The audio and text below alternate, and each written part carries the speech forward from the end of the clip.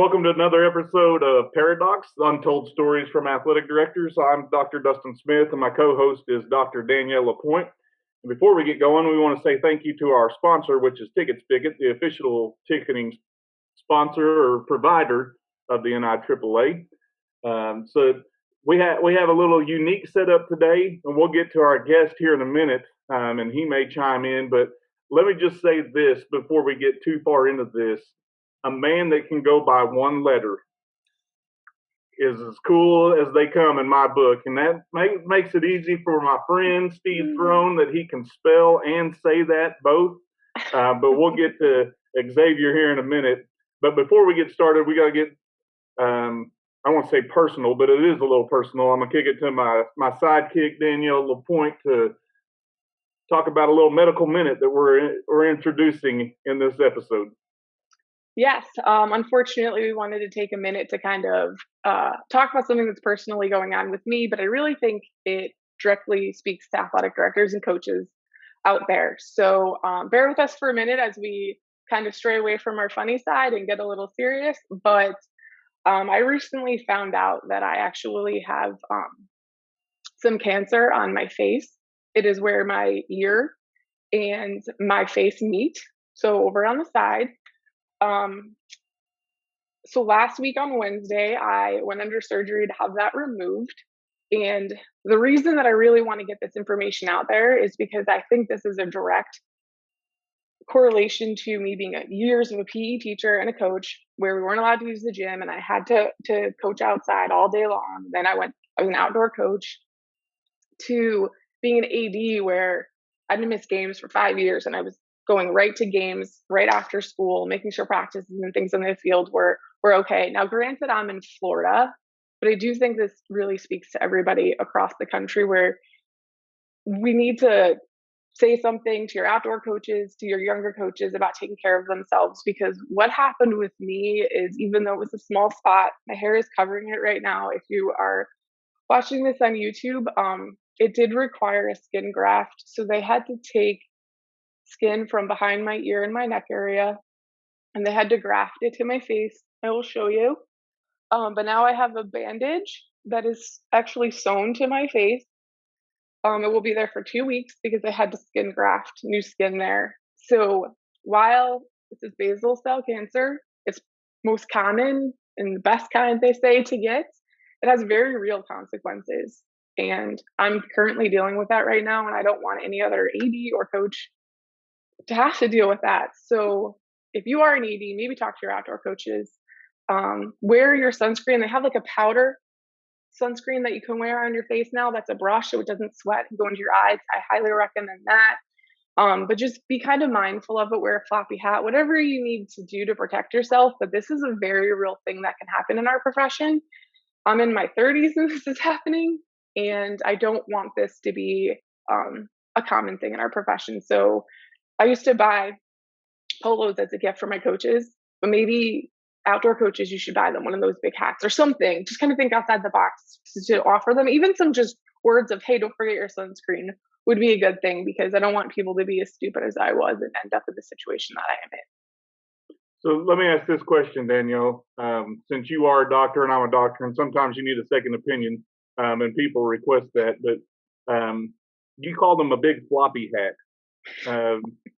Now, across the country, some people call those boonie hats, which may be the big floppy hat. I don't know what Xavier calls them out in Nevada, but they may be floppy hat. That may be the technical term. I don't know, but I know them as a boonie hat in Arkansas.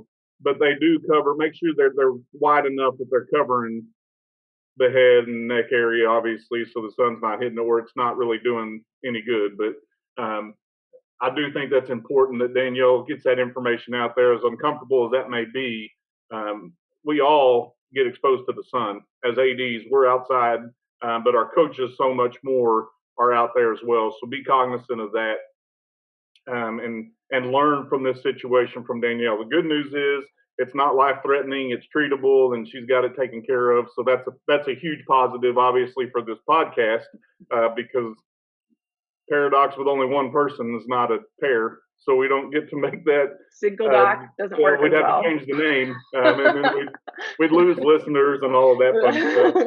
But, I think it's important for our people to hear the severity of what this really is. We joke and we laugh, but there's some sincerity in this at least beginning of this podcast, to say be cognizant of being outside and make sure you wear sunscreen, even if it's not convenient, even if it's not fun.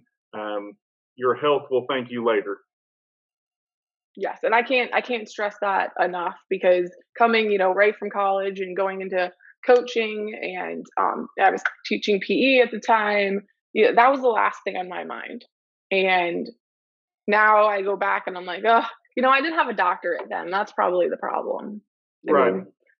I mean, and I will go ahead and throw this out there. I'm a doctor, but I'm not your doctor. So don't trust any medical advice from me. Yeah.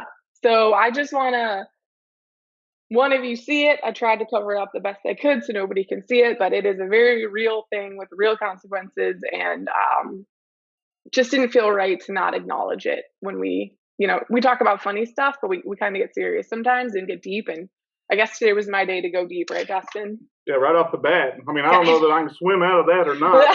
But, that takes the pressure off me and Xavier for sure. That we don't have to get into the deep stuff to start with. But that was our PSA, and we may have some reminders as we go throughout this. But at the end of the day, our goal is to serve athletic directors and help provide information for them. And this is a rather personal bit of information, but it's quality information that we need to be aware of. Yeah. So thank you, Xavier, for letting me jump in on your episode there for a minute. But I'm excited about what you have to show today.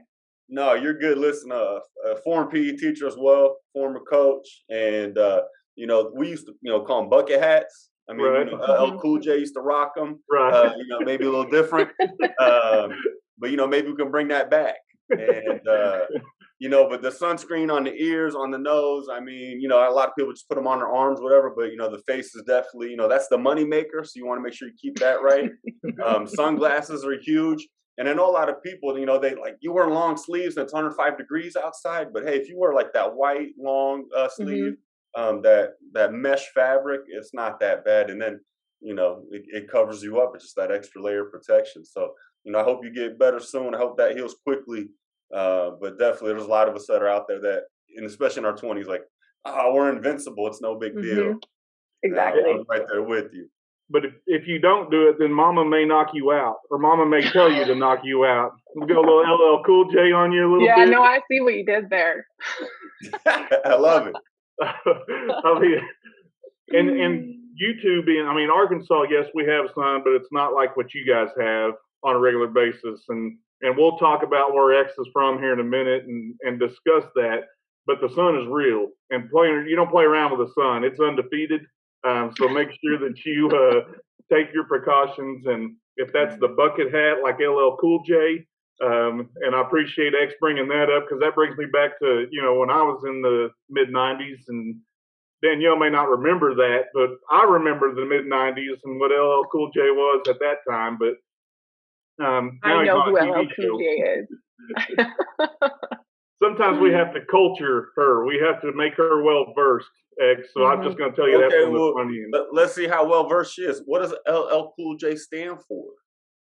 Oh, wow. I listened to him, but I don't know if I actually know what it stands for. Dustin? I would be lying if I came up with it. Ladies love Cool James. Oh. Wow. I did not know that. Yeah, little information for you since we brought out LL Cool J. Yeah, just throw that. I didn't think I could talk about LL Cool J today. I can assure you of that. I like how Dustin tried to make fun of me there, but it really flipped back on him as well. So I appreciate that, Xavier, very much.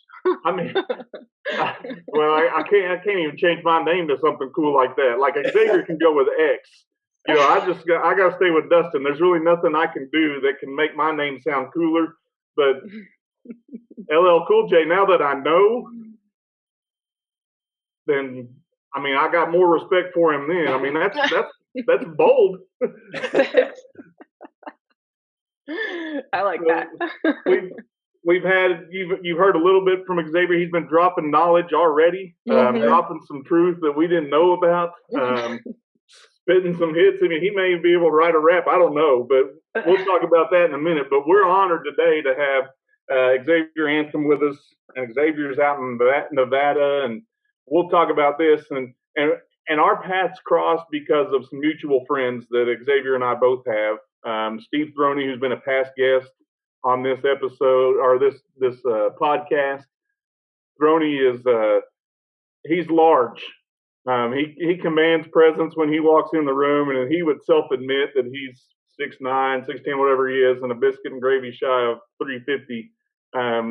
But he's a mutual friend of ours, as well as Rich Barton, who's also been a guest on here. But Xavier's out in Nevada. We've talked about that. But Xavier also serves on the NIAAA board, and he's the state coordinator. So we got that in common. We've had some times that we've done some education. And I'm excited because we haven't been to Nevada yet in the podcast. And this gives us an opportunity to run out there, I guess is a key word with UNLV, used to be the Running Rebels. I don't know if they're still referred to that or not, but still trying. So we've got Xavier. Xavier, man, I'm pumped that you're here. Thanks for joining us. And how are you doing today? Man, I'm great. I'm excited to be here today. And, you know, I already talked about LL Cool J. What's better than that? Yeah, we may have peaked early, Xavier. I hope not, man. Hopefully I can bring it. So let's do this. This is a question I always like to ask when we have our guests on here. I can talk about you being on the board. I can talk about you being a state coordinator. You've been a PE teacher, coach. You've done this. Let's talk about what the resume is not going to tell us about who Xavier is, besides the fact that we can just go by X, and that's what a lot of people call you. But tell us who Xavier is outside of the resume. Well, it's funny because, you know, you start off with my name, right? So Xavier Antheaume, it's not a common name. Oftentimes when you see Xavier, you think Javier because, you know, he must have a Spanish background. But my parents moved out to Las Vegas, Nevada in 1962, straight from France. My father his father worked for Air France and said, hey, I have a friend that lives out in Vegas. He works for Folies Bergère. He's a sound and lighting and tech guy. You know, why don't you go see what's going on? Because in France, you know, there's not a whole lot of jobs. Vegas is up and coming. Hey, you should go out and check that out. So my father took the chance. And back in those days, you had to have a sponsor. You couldn't get like a green card or anything with immigration. You had to have a sponsor, somebody who would sign off and say, hey, we accept this person in and we want this person to, you know, be successful and we'll keep an eye on them. So got sponsored in 62. My mom wasn't allowed to leave France until she was 21. So 63, she came out. And they got married in 64. And, you know, when I was born, so I was born and raised here in Las Vegas. There's not many of us. I mean, obviously the town has grown since, but I'm born and raised here in Las Vegas. When I grew up at home, I had to speak French.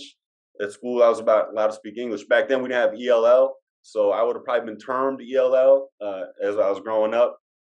But, you know, our entire family lived in France. So grandma doesn't speak English. So I had to learn how to speak French. So, you know, just to let you know a little bit about me, I mean, family, as you can tell already, is extremely important to me. You know, like this past June, had to spend 2 weeks and listen to me. I had the opportunity to spend 2 weeks in France and see family and reconnect because it's been over 4 years since we've been out there because of the pandemic and everything. So just very happy to say that I'm born and raised here in Las Vegas. I went to UNLV, also known as University of Never Leave Vegas. And, you know, but I'm happy to have got my, you know, my master's degree here, my bachelor's degree here, and just seeing this town grow. But, you know, it's been great because I have a daughter. My daughter, I only speak French to her because I want to ingrain, you know, and have her, you know, and understand where her roots are from. My wife speaks no French at all.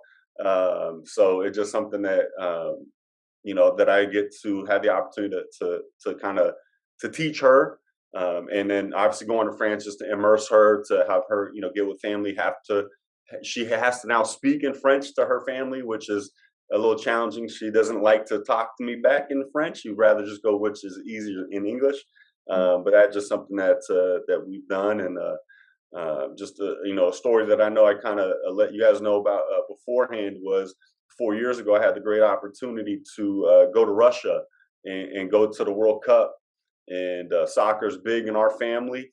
I did not have the opportunity to play soccer. My high school did not have soccer because it was brand new and it only had football.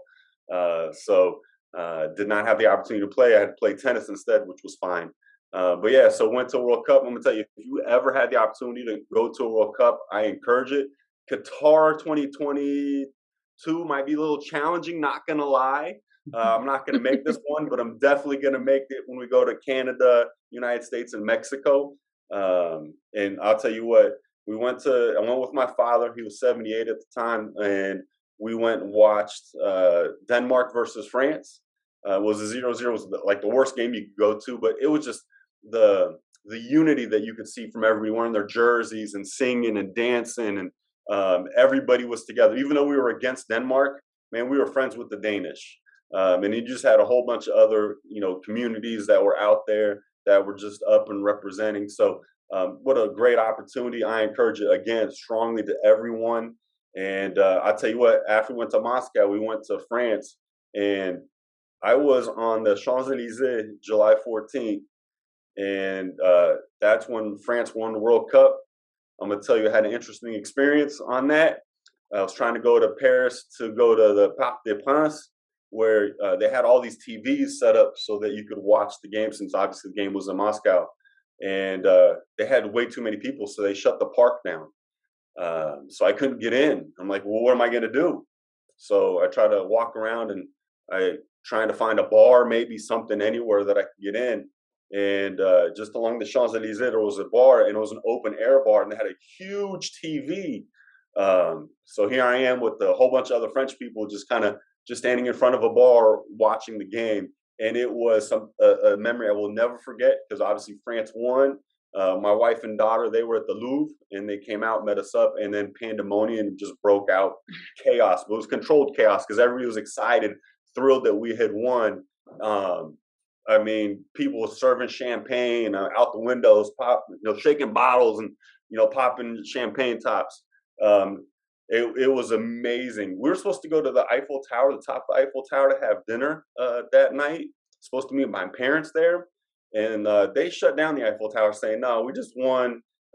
We can't let anybody in here. So that was another challenging story as well, because here I am trying to find my parents, who we don't have cell phones because we're in a different country. My parents, technology at 78 is a little challenging, as I'm sure you were aware of. And didn't meet them up, but I got a great picture of my dad, fists up, saying that we won, kind of near the Eiffel Tower, showing that he was there. We kind of did something similar, so that was kind of neat. And then I'll tell you what happened was, we jumped on the metro, on the train track, to get back to where we were staying at my aunt's house. And people were going berserk. They were jumping up and down and shaking the tram, and we're squeezed in and tight. My wife was having a little anxiety attack, so we actually had to get out and go fish upstream to get out. And luckily, I found some people left at a bar, and we jumped in and sat down, and just kind of let the wave and the mass of people just kind of leave until we can find an appropriate time to get out. So just a story I wanted to share, just to kind of share that, hey, you know what, just experience is kind of what we're all about. Vacation, obviously going out to different locations, and family. Got to be big with family. So, what a cool experience that is. Listen, it's an experience I don't know if I'll ever be able to recreate, because I don't know if France will ever be in the World Cup finals again. I mean, I hope they are. And then for me to be, on the Champs-Elysees when they hopefully win again, I don't know if I can ever recreate that. So, definitely an opportunity of great, just awesomeness.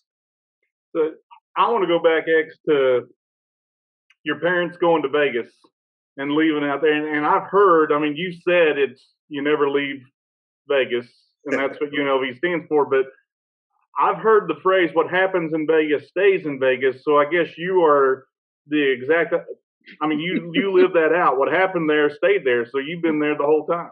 Yep, but like I said, born and raised, and I'm happy. I mean, I've just been able to see the town grow and expand, and A little concerned because the water in Lake Mead is kind of starting to run dry a little bit. So, people stay in your places. We don't have enough water right now, or else, I need to do some rain dances to get some water into this town. But yeah, no, it's great. A lot of people think like, hey, you must live at the hotels or whatnot. Like, listen, we never go down to the strip. We never go downtown unless we have family in town. But it's awesome. I mean, you can go to concerts because we got constantly people coming in to do a concert or a show. Now we have the Raiders in town. The Legion Stadium is awesome, and the Raiders have been tremendous, especially for the Clark County School District. We've got the Golden Knights. I guess other hockey franchises are upset that the Golden Knights are trying to make their games it's a show, and it is a show, and it's awesome. It's amazing. We got the Las Vegas Aces now, WNBA. They had actually a great thing this past Saturday with Title IX, which was awesome. And like I said, we're just trying to expand. We might get the A's. I guess the Oakland Athletics might be coming to town pretty soon, so they're trying to figure out an arena for them. And then I don't know. They're talking about NBA potentially expanding to Vegas. So Vegas is definitely the hot spot. Like I said, concerts, shows, and now we're adding all these athletic, venues. I mean, growing up back, when I was growing up, you didn't have a local team. There was no local team except for UNLV. And now we have all these, professional teams coming in. So kids that are being born here now can say, hey, I am a Las Vegas Raiders fan. Where before I have to tell you I'm a Pistons fan because we had no other option out here, back in the day. There wasn't anything but UNLV. So definitely, it's growing, expanding, and it's awesome to see. So Xavier, you dropped some knowledge early about the meaning of LL Cool J and what that stands for. But as those are looking at YouTube, you can look over Xavier's right shoulder, and it's a home plate. And I'm going to ask this question: do either of you know how wide home plate is? I'm not much of a baseball guy, to be honest, so I can't answer that question. Danielle, do you know? Isn't it 24 inches? No, it's not 24 inches. It's unique because it's 17 inches from Pee Wee until the major leagues. So it doesn't matter. They don't change home plate depending on your level. Home plate is always 17 inches. Just file that away for useless knowledge later in your life. But I've got a long story I could get into about that. But I just wanted to make sure that Xavier pointed out my lack of knowledge. So I wanted to just go ahead and kind of let people know. I still know some things. I don't know if you're going to be able to top that. My knowledge might be a little more useless than what you might have shared with us. I wasn't sure where you were going with that. I wasn't sure, and I'm still not sure where you're going with that. So we've talked about, Xavier, you're out in Las Vegas, and if people don't know where Las Vegas is, I don't know where they've been in this world, but you've stayed out there. You've enjoyed out there. What has, other than that being home, I'm from Oklahoma originally, and Arkansas is not far from Oklahoma, and I call myself an implant in Arkansas. But what has been the draw to stay in Las Vegas? Because a lot of people may say, hey, Las Vegas is great to visit. It's great to go for a couple of days and then get the heck out of there. But what has made you want to stay in Las Vegas? Well, my parents, they moved out here, and obviously they live here. And I guess if I were to move to, Oklahoma or Arkansas, they probably would follow me. But the draw, I guess you could say, is number one, we're only a few hours away from San Diego. So if I want to hit the beach life, I absolutely can. LA is not far. If you go the other direction, you have Utah right next door. So you got Bryan Head. So if I wanted to go skiing or anything like that, even in town, we're 45 minutes away from Mount Charleston, where you can do some skiing and snowboarding. We had the lake, which, a lot of, boaters and jet skiing. So if you want to do like the water activities or whatnot. And like I said, you go to the strip, I could catch a concert and who knows, who's coming in town. So, it's like, and I'll tell you what, a lot of people come to Vegas and say, oh man, Vegas is too hot. And then they leave and go back.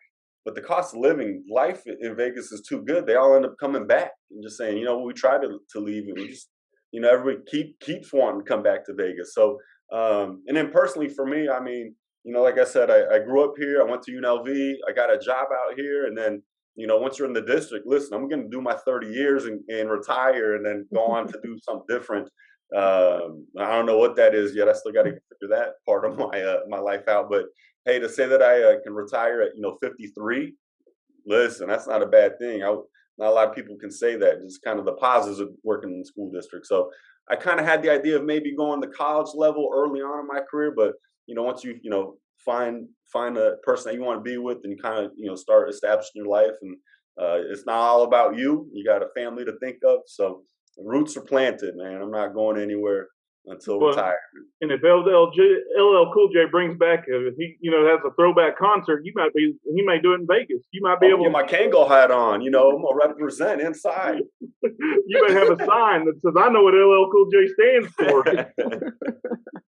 Pay me $5, I'll tell you what LL Cool J stands for. Man,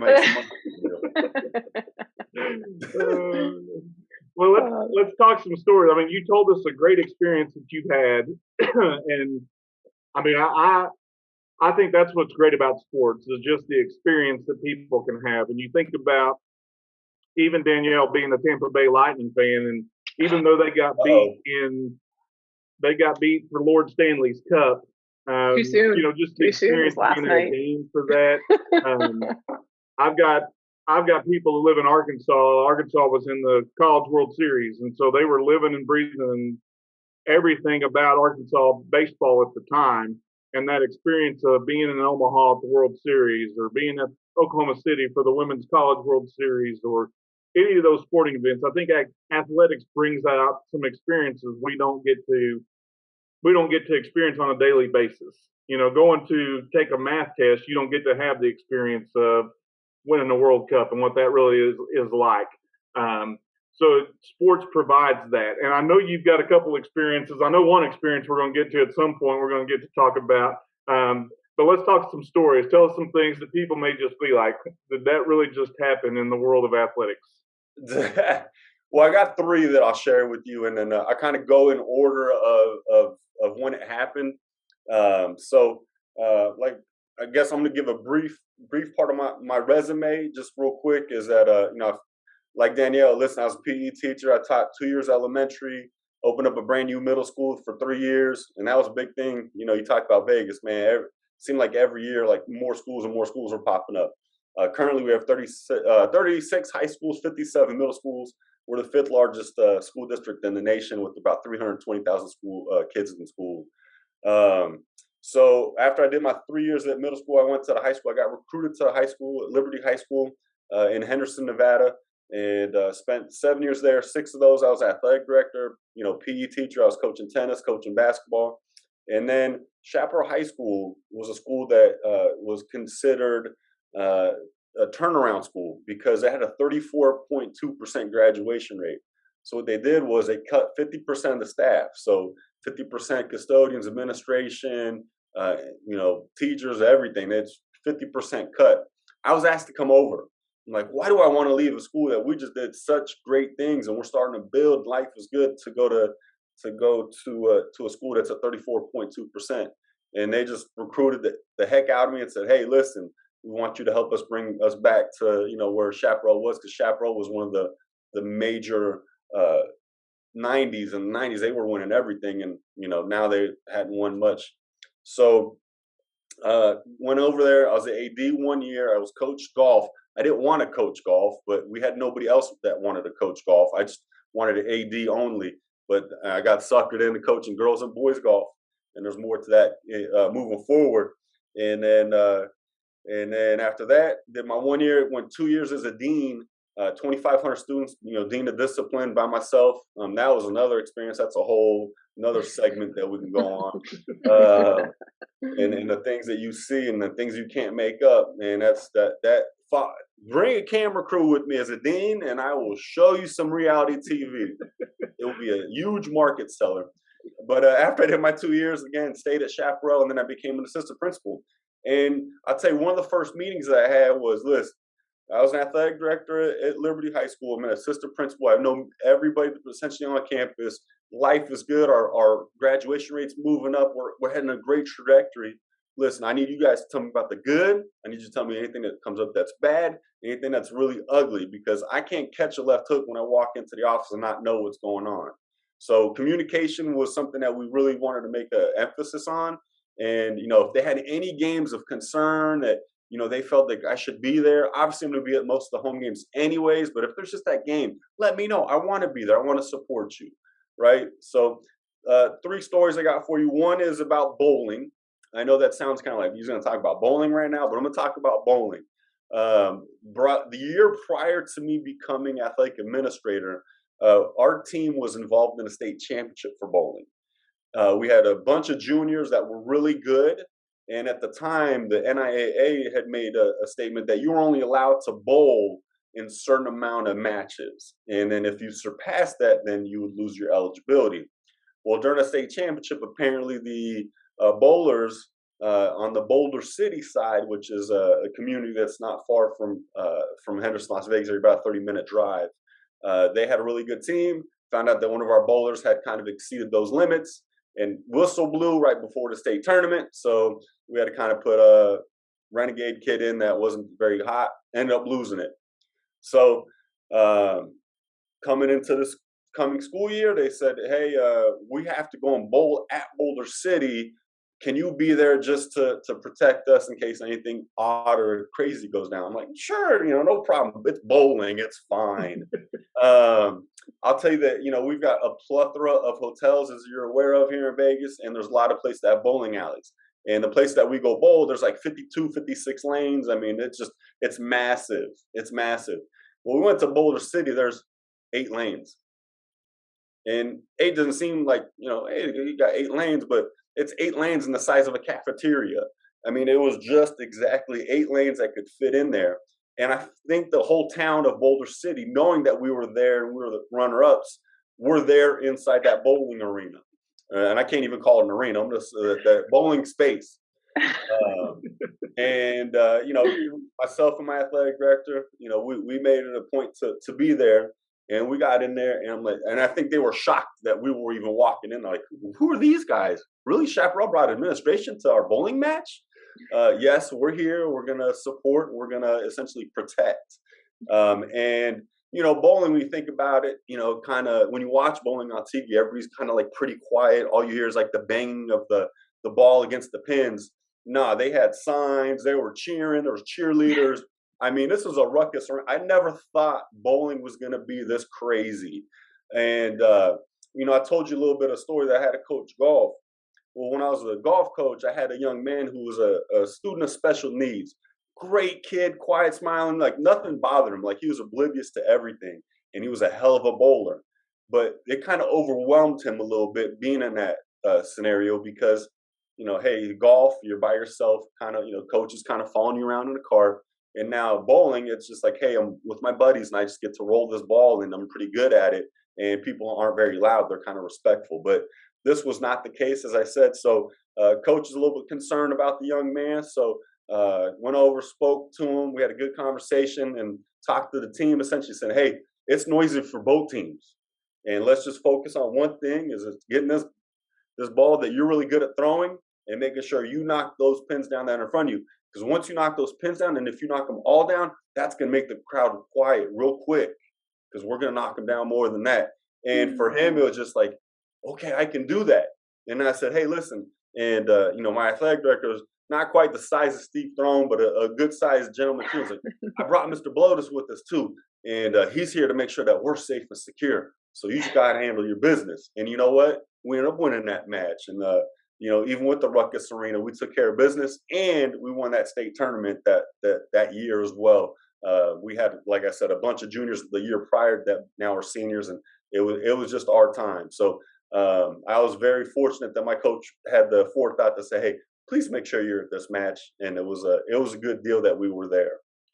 So. Did they have walk-up songs when they went bowling? Because I think baseball, they need them. I think they'd be great in bowling because some of those environments, they get intense like that. There's people cheering. Mm-hmm. There's people. And then I like when they mean mug after they bowl a strike, they'll turn around and mean mug whoever they're bowling against, just kind of saying, hey, I did that. I think it'd be a great addition to have walk-up songs for each bowler. That's funny. But you know what, though? I'm gonna give kudos to the kids, man. They were high-fiving each other. Even though they're competing against each other, they're giving high fives to each other. So it's not the kids that were causing the concerns or issues, it was the parents, it was the coaches, it was the Mm-hmm. additional students that don't know bowling etiquette or what have you. Nah, the kids were great. Kids I were did. high five. I did my student teaching in New York City, and you're required to coach two different sports during your student teaching time. So one of the sports that I was coaching was bowling because that's easy to do in New York City. Um, and my expectations of it were very different, and I experienced something very similar to what you're talking about. It was a very great atmosphere, and parents were there, and it was supportive, and it was actually really great memories of coaching those kids in bowling matches. They get intense, Indeed. and it is a whole team atmosphere like you're describing. So yeah, I know exactly what you're talking about.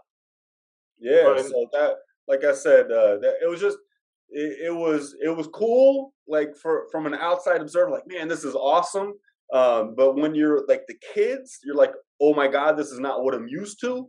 And Hmm. like I said, for our special needs student, it was just like a sensory overload. Like, I don't know how I'm gonna do this. I don't know if I can bowl. And no, you're going to bowl because you're one of our better bowlers. right. We We just need need to you. focus on the task at hand, and that's gonna be knocking all those pins down. Well, Which and I think kudos for you being able to connect to that kid and saying, "Hey, we need this, and let's just focus on what you can do, and you can throw this ball against those pins, and we Mhm. need you to do that as many times as you can, and knock down as many of those as you can." And that's eliminating all the environment. Yeah, it was a little loud and noisy, but it was a Single personal focus. one-on-one discussion with a kid to say, "Here's what I need from you," and it spoke to him because he was able to do that. And Mhm. it's all about building relationships. Whether it's building a relationship with the coach, with the kid, even though you're not coaching, you're the coach of the coaches, and you want to be able to support not only the coach but the kids as well. And like I said, it just happened to be that young man that I happened to coach. During golf season, I kind of knew his quirks and his nuances a little bit, and he was just a good kid. That I just want to bowl, coach. I don't know about what all of this is going on behind. Right. But and it speaks volumes to being able to know your kids and make Mhm. an investment and being intentional with those kids. Um, Another coach in that environment may not have been able to speak to that kid like you were able to because you had coached him previously, because you knew how that kid was going to react. You knew, as you said, his quirks and nuances, the things that were going to be unique to him. You were able to identify and be able to have that relationship with him and say, "Hey, this is our focus. Forget about all this mess and chaos around us. It's still like shooting free throws. It's still you're that far from the goal. Nobody's defending you. All you got to do is roll the ball down the lane and knock down those pins, which you've done hundreds and thousands of times. Let's do that again." And just to see his smile too, once he rolled a few ones and their strikes, and just to kind of look back and smile like, "Coach, I got this." I mean, Yeah. oh man, caught me right in the feels. I'm like, "Listen, buddy, And, we gotta take this. Let's and I'm go." and I'm sure your coaches were really grateful that you were there because not only was it a large crowd, but they might have needed you to help with that child as well, and anything else that could come up. So overall, that's very supportive for your kids and for your coaches. Yeah, I just think the coaches were more concerned about like any funny business, like, hey, trying to call our kids out for bowling, which they actually did away with that regulation the following year, which is just crazy that it happened to us. But yeah, they just wanted to be. It's I'd rather be overly cautious Hmm. and be proactive in that situation than, hey, getting a phone call and say, hey, you're not going to believe what's going on right now. Can you get here? I'm like, listen, I'm an hour away. It just, it'd be too late. So, and Yeah. I got to experience an 8 lane, an 8 lane bowling alley that, like I said, we're not used to. It's like 52 lanes over at the Orleans, and that's where we have our state championships at, and that's where our regular season matches are typically over at Samstown, which I think they have like 56 or 60 lanes out there as well. So, just it was just a totally different experience. And it's generally not as chaotic as that. I mean, you don't have it packed, even for state tournaments. In Arkansas, there's parents and there's maybe a few students, but it's not just the mass against you or your team. And when you're in a small, confined environment, it may have been with 56 lanes, it may have seemed like a normal crowd, but with an Indeed. 8 lane narrow area that you just have 8 lanes and that's it can get chaotic and packed really quickly in a small amount of time. Oh, for sure, for sure. So yeah, no, it was like I said, it was something that's gonna stick with me for quite some time for sure. Um, but yeah, no, life is You good. could you could have had some LL Cool J and said, "Don't call it a comeback." When you guys went and won the state championship, or when you beat them with that day, whatever. Yeah, Could have been some LL Cool J hits yeah, going around there. yeah. Mama say knock you out. Let's go. Right. If you mess with my son, listen, we're gonna have a problem. Yeah, That's no. awesome. And then the next story I was gonna share was definitely gonna be that the video that I shared with you. Okay, so I was able to get that. So let me share that right now, so I can play it as you kind of talk us through that. Yeah, so I So mean, I guess maybe I should start while you're getting that pulled up, Danielle. yep, go ahead. So basically, this is a basketball game that happened a few years ago, and we had one of our coach, our head boys basketball coach, said, "Hey, you know what? We're It's just an important game for us. Last time we played them, it was a little bit of a challenge. Um, you know, he's a good man that actually ended up taking my job after I left Chaparral. We were kind of grooming him, and he's just a good man. And his wife would come to most of the games, and when she'd come to the game, she'd film a lot. So when she would film, I'd always make sure I sit behind her because number one, I didn't want to be on the film, and I just kind of like to lay back in the background. So during this game, I see you've got it popped up. There was one mother in particular that just was getting loud, and she was Guessing really it's her.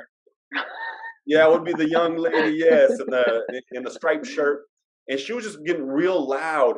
And not only was she getting loud, then she started to stand up for quite some time. And then the coach's wife said, "You know what? I gotta film her. I just got a funny feeling about this." I'm like, "Hey, it's just it is what it is.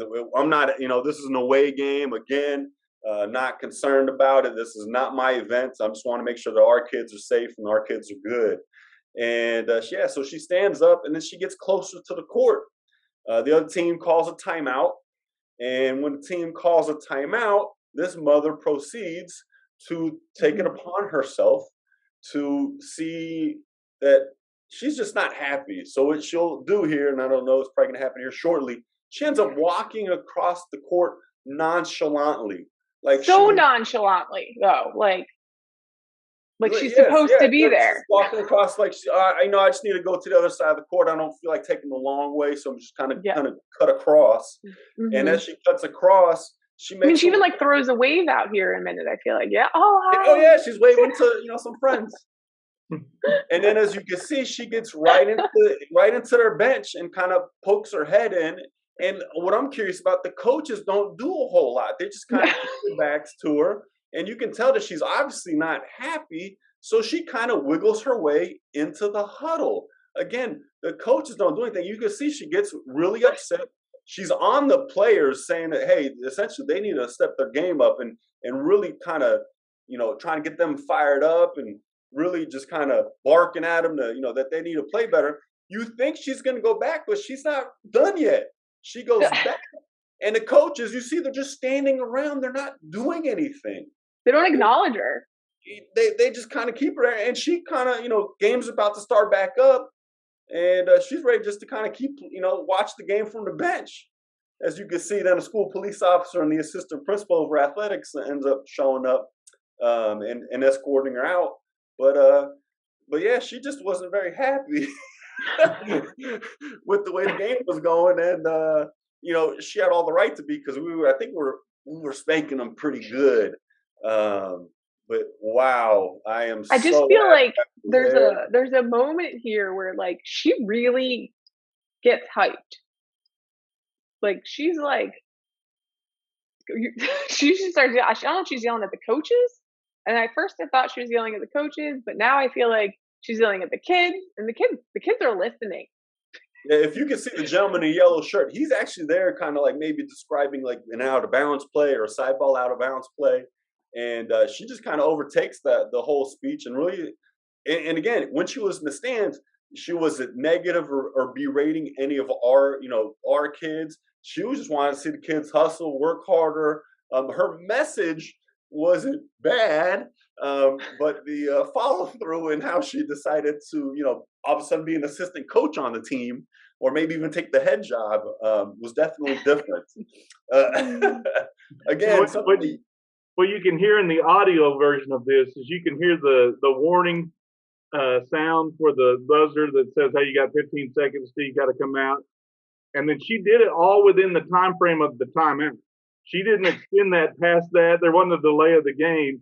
But as she walked across the floor, and she, as you guys said, nonchalantly, just like I'm supposed to be here, one official walks towards her, kind of at an angle with her, looks at her, and just doesn't do anything. He just kind of allows it to go on. And I don't know if that's been done before, if she's been kind of that, she's the coach and she feels that way. But I watched the coach in the yellow shirt, as you mentioned. I'm assuming the head coach. Agreed. There was no reaction of, "Hey, keep her out, get her out of here." What are you doing here? He just allows it to go.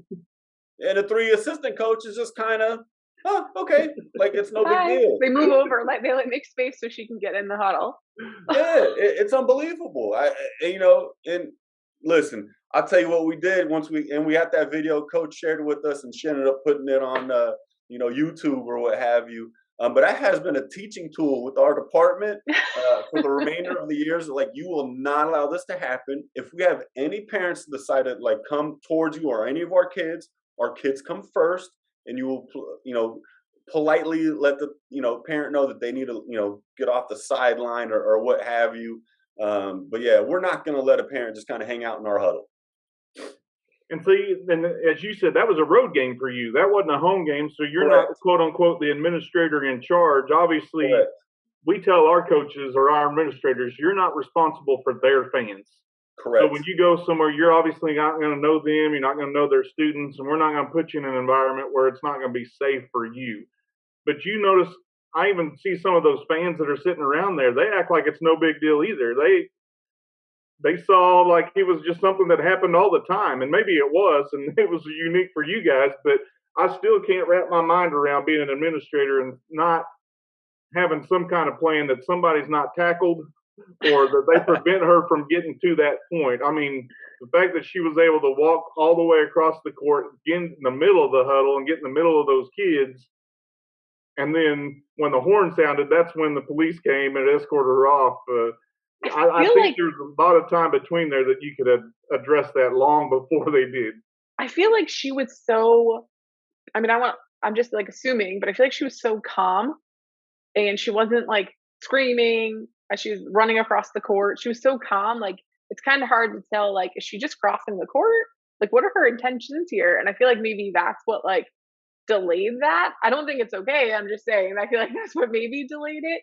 But yeah, when I first watched it, I didn't know what was going to happen. I was like, what's going on? And then I thought maybe she was supposed to be in the huddle. I thought maybe the team knew her because they didn't be like, "Oh, okay, ma'am, you got to back away and come over here." I thought maybe the team knew her and she was supposed to be there and this was an okay thing. And so obviously the police officer showed up. But yeah, that's And I have to think, I'm just going to ask you this, X, as you sat there watching it, because you said you were behind the lady filming, and that wasn't staged. She just was smart enough to pull their camera out and say, I'm gonna video. And there's a lesson in there, knowing our coaches, you've got to understand that everybody's a videographer now. Yeah, right. Everybody can record anything that you do, so you got to be cognizant of that. But you're sitting behind her as she's filming this. What's going through your mind in this process as you see her make her way across the court? Do you have your inner AD trying to get up and trying to tackle this and say, "Hey, we got to stop this," or do you just let it play out? Well, you're I got up. I was up, and my number one concern, I think, Danielle, you might have said, my number one concern is our kids and our coaches. And I got up, but then I saw her, V-line towards their bench. I'm like, and like you said, she was so nonchalant. It's like, is she gonna give her kid a Gatorade or something? What's going on here? And I'm still trying to assess the situation. And again, didn't come towards our kids. And I'll tell you, like I said, when she was in the stands, she was just, hey, She wanted to see more hustle out of the kids. Like, hey, you got to box out. Like she wasn't wrong in the statements that she was making because her kids weren't doing things that she was saying. Well, and I liked it when she rolled her sleeves up. That's when I knew it was serious. At one point, she like rolls her sleeves up, and I'm like, "Oh, okay, Mama, here we go."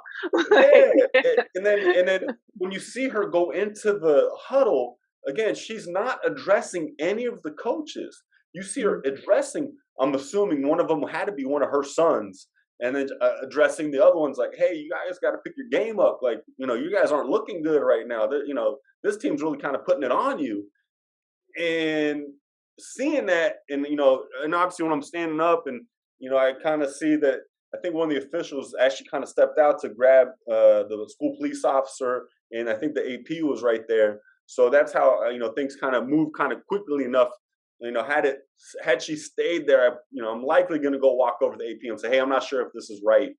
But not my house. Not you kind of have to tread lightly a little bit. But like I said, it was a great teaching video that I've used in our staff meetings for our athletic. Like, hey, I feel like I have like two comments here. First, I'm like also thinking what it must be like to be her son in that situation. Like that poor child probably was mortified.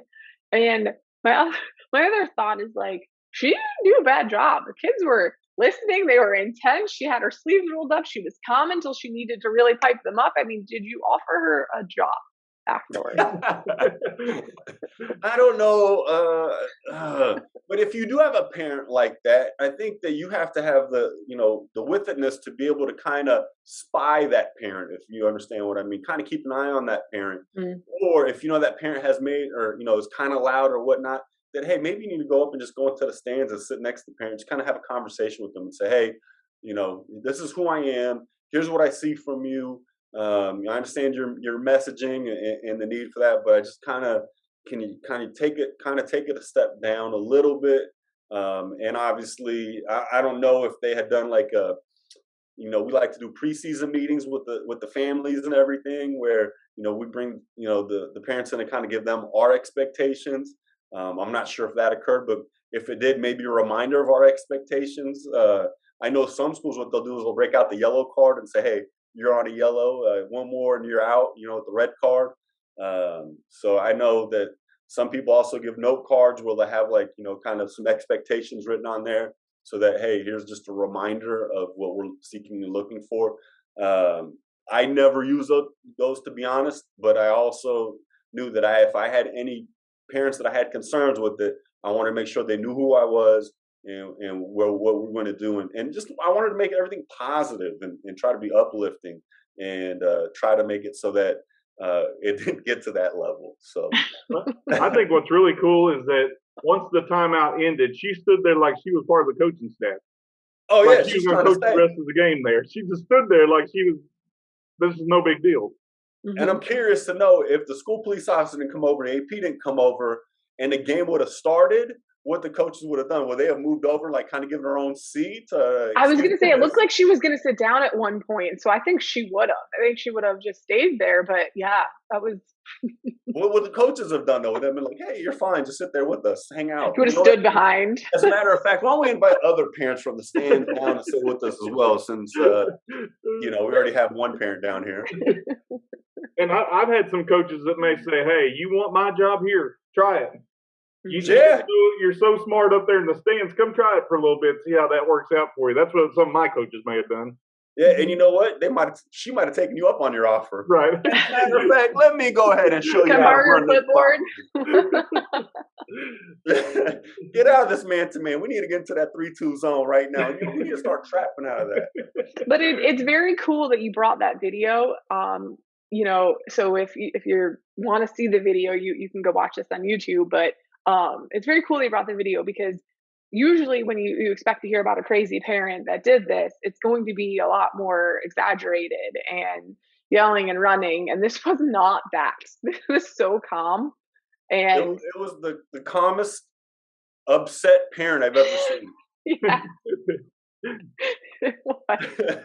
she was just addressing the issue right then.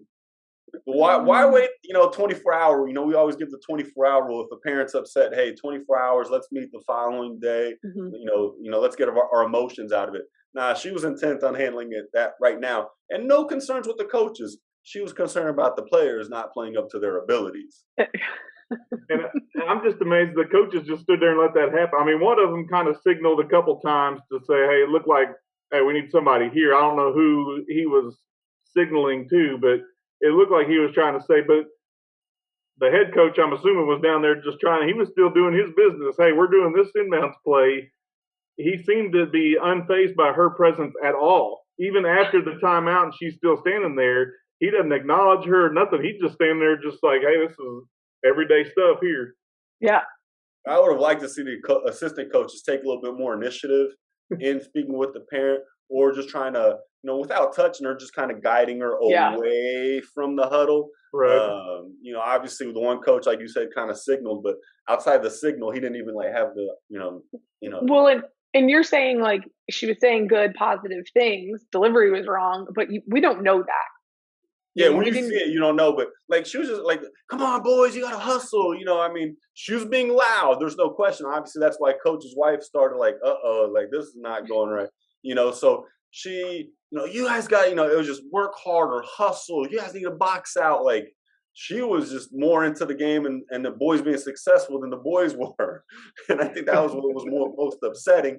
And I just don't feel like she had I think maybe if the coaches had shown more fire to get them fired up, she might have left it alone because she could see that the coaches were. But the coaches, you could see again in the video, they're just calm, kind of standing there. And then you just have one coach, like you said, just kind of, working on an inbounds play or what have you. And I just think she wanted to see some more fire. And the only way that she was going to be able to make that happen is if she talked to them personally during the game. Well, and I think it's a perfect example too of like, we can always say this is what you're going to do if something like this happens, but like when you're in the moment and it's happening and you're not even entirely sure of what's happening because it's not like a textbook case of crazy, then you kind of don't know how you're going to react. And I'm sure those coaches didn't think they were going to do nothing, but it's what a good video to use. And think about the way X has been able to use that for his coaches, his training stuff for his coaches and his parents. It wasn't necessarily, I mean, it was at a game he was at, but it wasn't involving one of his parents. So you don't want to ever throw your parents under the bus. Sure. But this is a great way, as you said earlier, Danielle, when we were not recording at that point. I mean, X brought evidence. We can talk about crazy parents. We can talk about stuff we've done, but he has visual of what happened. And he got that obviously from his coach's wife, and she had her camera there. But you think about having that evidence, it's a lot. Sometimes our coaches may not hear us because we're a talking head sometimes. But when you have visual proof and you can say, this is an example that's taken place, how do you handle this? Or what would we do in this scenario? That visual is so much more powerful than just our words being spoken. Yep. That would be a great one for the officials too. Like you said, the officials let her walk right by as well. It was a timeout. Maybe they thought they were just taking a shortcut across, but that probably would have been an appropriate thing for the official to be like, what are you doing out here? Stopping her at some point. Maybe not. Getting and then signaling over an administrator. So she never even made it to the bench. But yeah, that's a valuable video to use as a teaching tool. Oh, yeah. She definitely did. It could have been LL Cool J's mom, and she was walking over there saying, I said knock him out. No doubt. Yeah. No doubt. So, like I said, and like you said, just to get back to the point of the video, we're definitely in a social media era. Video is there's always a video somewhere, and coaches, they love to elaborate some things sometimes, but so if my coach would have came and I wasn't there and try to explain to him, like, come on, you're pulling my leg, there's no way. And then being there and then having a video on top of that to be able to support what coaches could say, what a valuable tool that's, like you said, thankfully it wasn't one of our parents.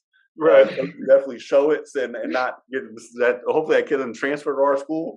But yeah. And I think about, what did your coach and your players do? I mean, they had to be aware that happened. I mean, they may have been in the timeout, but they had to be aware that she was out there and there was a disturbance at least a little bit on the inbounds play because you see an official hold his hand up waiting for her to be cleared. What was the reaction of your kids and coaches at that point? Yeah, so you can actually see a little bit at the end of the video in which coach is still with the kids and they're all standing up around him and they're getting ready to get back on the court because the timeout's about to end. But then you got mom that's coming across. And what I found very interesting, instead of going behind our bench, she went in between the bench and the court. And our coach is on the court with the kids. And one of our assistant coaches is trying to actually just, maybe take a seat. And he's like, uh-oh, crazy mom's coming through, let me kind of get out the way.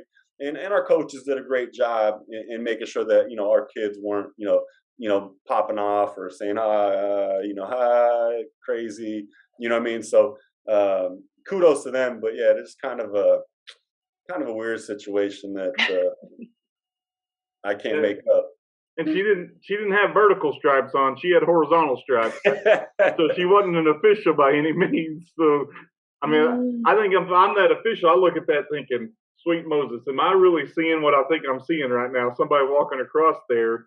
And it may have been like some of the previous episodes when we talked about streakers. You're just trying to process that. It doesn't really seep in when it happens. You're like, is this really happening? Am I really dealing with this? Because you don't want to overreact, right? Like you want to absorb all the information. You want to overreact in the moment. And she wasn't popping off and going crazy. Right. You know what I mean? If she would have come across the court screaming, I think that the reactions would have been a whole lot different. And I think, everything else would have moved a lot faster. But like you said, I think everybody was trying to process what the heck is going on right now. Is she really in a huddle? Is she trying to coach him right now? No. She gets like into it, and then she rolls her sleeves up. Indeed. So it's just one of those weird things. Just happy it wasn't our team. I can just. And we talked about it with Daryl Dance. So much of our job is reaction. It's not. I mean, we can have a plan and we can talk about a parent plan, but you think about that situation as it unfolds. You don't have a plan for mama coming across the court casually getting in the middle of your huddle. You don't have it detailed to that point. You may have a plan of how you're going to deal with people that come on the court, but not this specific scenario. So you don't have that plan. You got to just react and say, okay. And I've got a life motto that I don't intercept a punch intended for somebody else. And I don't know what mama may have had on her mind, but I certainly don't mess with Mama Bear and poke that thing and say, hey, I'm not going to stir that pot any. But like you said, X, try to figure out a way to escort her away without having to touch her. You don't have to get physical. Just try to keep her from going on the path that she was intending to be on. Right. Playing a little man-to-man defense, obviously, right. To try to steer her away from, getting into the huddle. But yeah, coach is just like, hey, might as well, open the gates and hey, come on in, join us. Do you have any, passionate words you can share with us? I mean, you might as well have done that. Yeah. But yeah.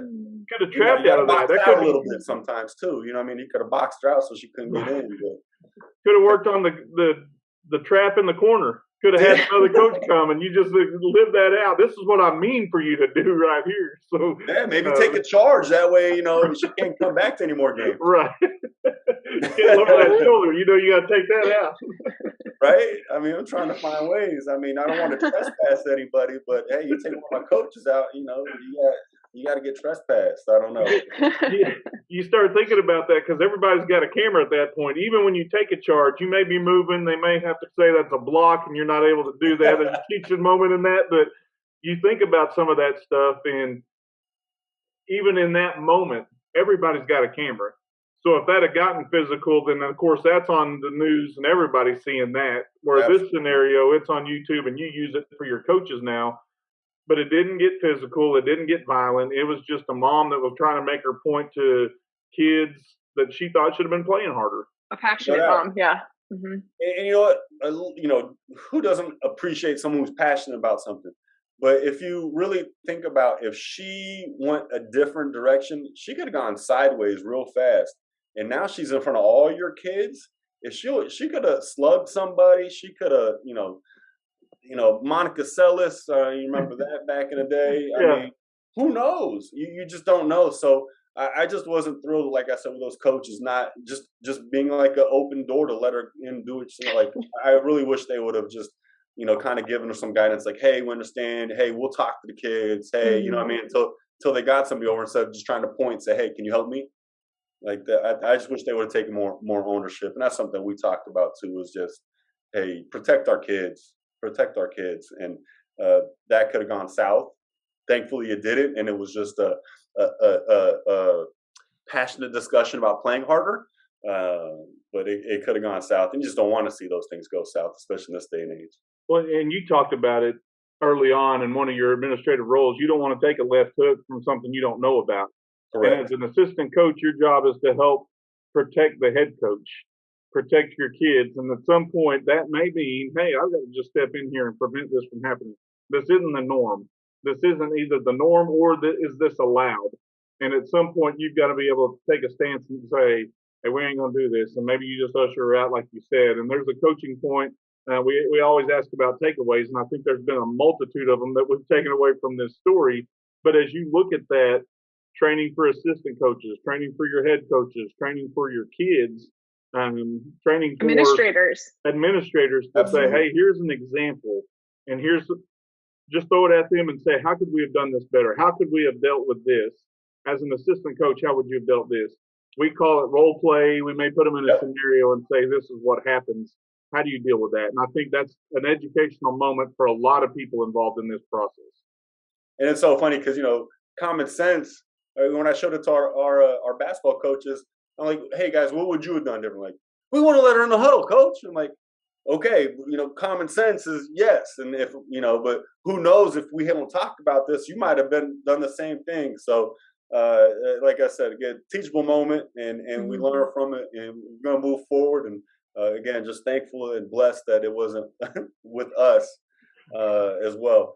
I do have another story if you want me to throw it out. Come on.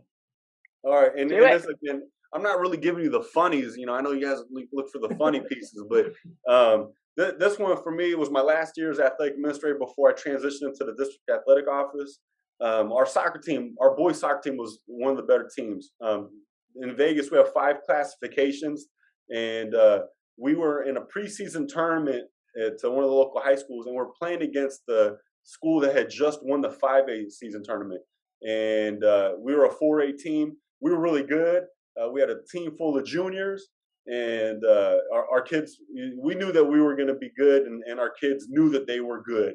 And a great relationship with our coach. I had a great relationship with those kids. We went to Arizona for a tournament. I was the administrator on duty. I'm driving a van. So very well aware of all of our kids, especially the kids that are in athletics. It's funny, all your kids in athletics, and all the bad kids on campus generally, and you know them by first names. So in this situation, we had a preseason tournament again over there.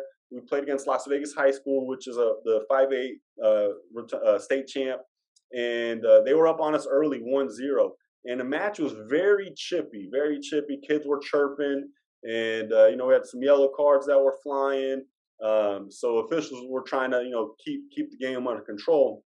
With about 60 minutes left not left, but 60 minutes had gone by, so about 30 minutes left in the game, we were able to score an equalizer, and that Vegas was not happy because they knew that they were, we were playing very well. We were challenging them, and we wanted to beat them, obviously, and we had just tied them up, so they weren't happy. So it's 1-1, and one of the Las Vegas kids got real upset, and so upset that he started MFing the official.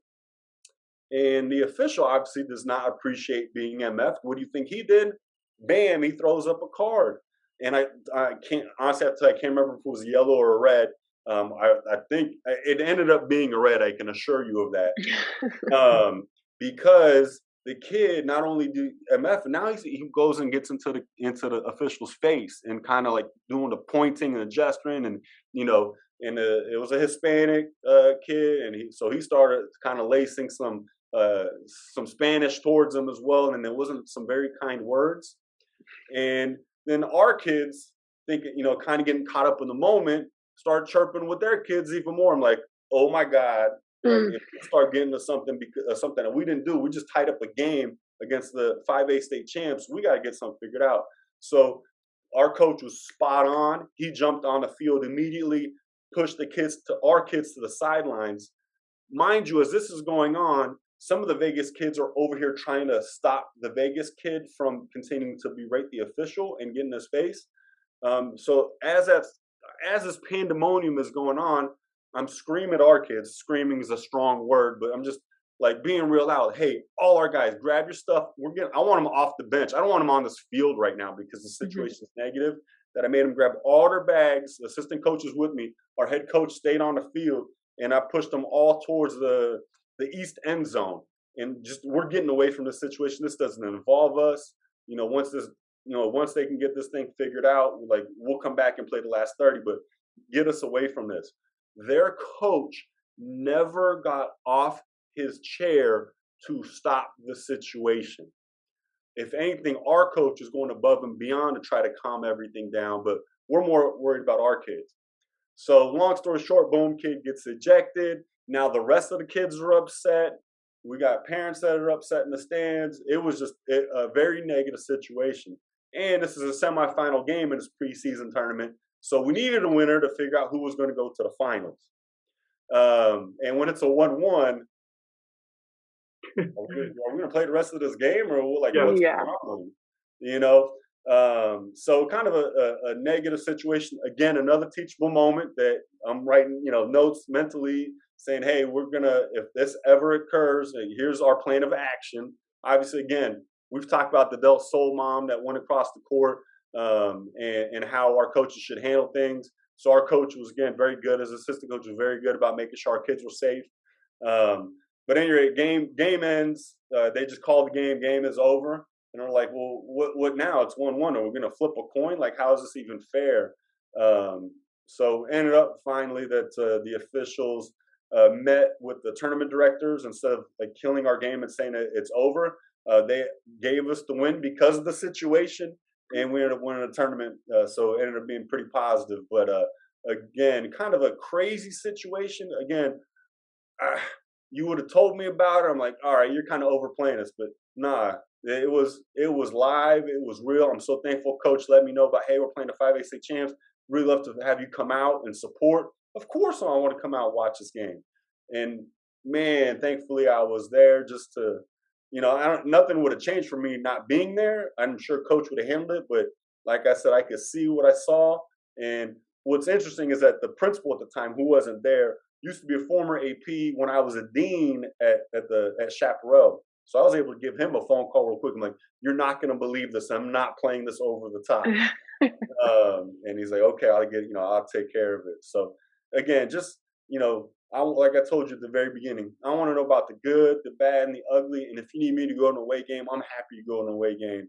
And so I think definitely having that communication with coaches is big. And I'm just happy that I was able to witness a few situations that you hear about, being like, you're over the top on this, but no, these situations occur, and you just need to have a plan of action and be ready to go when it does happen. We had 3 soccer matches this year. Officials just walked off the field. Mhm. Not us particularly, but 3 times in the state of Arkansas, officials just walked off the field. And the ruling was similar to what you just mentioned, Xavier. It was, if the home team causes, or whatever team causes the officials to leave, it's a forfeit for that team. So in essence, that team you were playing got the forfeit because their kid was acting the fool.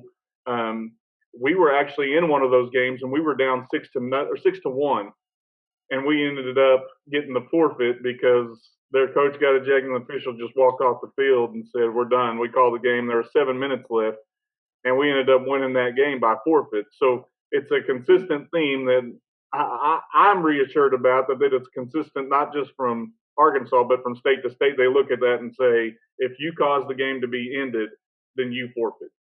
Yeah, as it should be. You Right. know what I mean? And to hear that you had a team that was up 6-1 and coach couldn't stop chirping, and that he can just kind of put a muzzle on, like, let me just get through these next 7 minutes. Voice my displeasure maybe after the game with the officials, or speak with your administrator, like, which is the right thing to do, and say, hey, I have a concern about this official or this officiating. You can't take that away from your kids. That's Right. crazy to me. That's what blew my mind. I mean, the kids are up 6-1. Obviously, we weren't going to win that game. There was no way we were going to score 5 goals to even tie that game. In 7 minutes, I find that hard to do. 7 minutes, but just the thought process, and it's a teaching moment for my coaches. Hey, no matter how bad the officiating is, you got to just make it through 7 minutes or 6 minutes, whatever it is. Find a way to put a zipper on your mouth. Get through those 6 minutes for the kids' sake. You can have a discussion afterwards, but don't be a fool out there and don't cost your kids a game and cost your kids. We talked about it early in this podcast. Don't cost your kids an experience, because wins are precious, and to let those kids experience that. And you mentioned your dad in front of the Eiffel Tower with his hands up saying, hey, that's an experience for him. We don't need to cheat our kids of experiences either. No doubt. Couldn't say it better. I mean, and the thing is that, in basketball, you might get teched, you know what I mean? And then you just know, hey, I have my seatbelt on. I said my piece. I can't say anymore. I mean, you all already know, depending on who the official is, how much you can kind of push that official. And once you kind of get to that point, you need to back off a little bit. Because I understand trying to make a point, or, hey, they're slide tackling a lot, or just kind of, whatever the situation might be. You just have to, and your coaches, I'm going to say the other thing, your kids, they see how your coaches act, and the way that they act often is how the coaches act. So when the kid gets in trouble, you kind of have to assess that coach, saying, hey, are these the things that you do? Because that might be trying just an extension of you. So again, just trying to learn from these lessons that experiences that we go through, and try to expand and make it so that we can be better in the future. I'm gonna quote a little Remember the Titans. We've had Jim Harris on here from T.C. Williams High School, and they said, Gary Brashears and his linebacker partner talked about attitude reflects leadership. And sometimes that's a hard truth to swallow, but that's a great line from that movie about even that kid. That attitude, that kid thought that was acceptable to be able to go to that point. Either the coach allowed it or he taught it. And so one of those two things is happening with that kid. So I think about that quote from Remember the Titans, attitude reflects leadership. And that's what I tell our coaches. Your kids are going to do what you do or what you allow. So make sure that you're teaching and pointing kids, modeling how kids are supposed to respond or react. I couldn't say it better. I think that's a great way to put it. Gotta be an extension of the classroom. And that's a challenging thing too, when you have coaches that come from off campus, that they don't have that experience with a teacher on campus, that they come in and they think that, hey, you know what, well, I'm just all about coaching and doing the X's and O's, and this is how we kind of work, at our site, wherever they might be from, and we just have to be even more cautious when talking with them, and like, hey, language, it's got to be appropriate. We're here as an extension of the classroom. This is an extracurricular opportunity. Please make sure that everything you're doing and you're saying is appropriate, and we're not buddy with our kids and whatnot. So yeah, for sure. So man, Xavier's dropped some truth from the start, from the jump, as they say, until the very end of this deal. He's dropped a lot of nuggets. We've covered LL Cool J and what that stands for. We've talked about Mad Mama and how you deal with that. We've talked about soccer gone crazy. We talked about bowling gone nuts. I mean, we've covered a whole lot. We did it all. And Xavier, I just want to say thank you for jumping on with us. And I know we get to meet via Zoom. I look forward to personally meeting you and having a discussion with you and talking about things out in Las Vegas, learning some French from you. I can speak some Osage Native American, but I can't speak French. I know a few things in French, but I'm excited just to learn from you. So just something. And even if it's, to make fun of Throny, I'm all about that as well. So I want to say thank you for jumping on here and appreciate your story. Appreciate your opening up and just being honest. I really appreciate that. Absolutely. And I don't know if you've ever been to Vegas before, either one of you. But hey, come on down. We need your tax dollars. And by all means, drop a few, maybe at the roulette table, however you might, see fit. But I tell my wife they didn't build all those hotels because they were giving money away. So, and they keep building, so that's that's big right there. That's yeah, mathematically challenged. That's what Vegas is. For those that are mathematically challenged, go out there. Absolutely. At least on the strip, not so much in your world, Xavier. I mean, I want people to come hang out with you and learn from you, but stay away from the strip because they're building they're building those buildings with your money. Absolutely. We appreciate that. Yes, thank you so much, Xavier. It's been awesome to speak with you and to hear your experiences. And we will be back next week with another episode.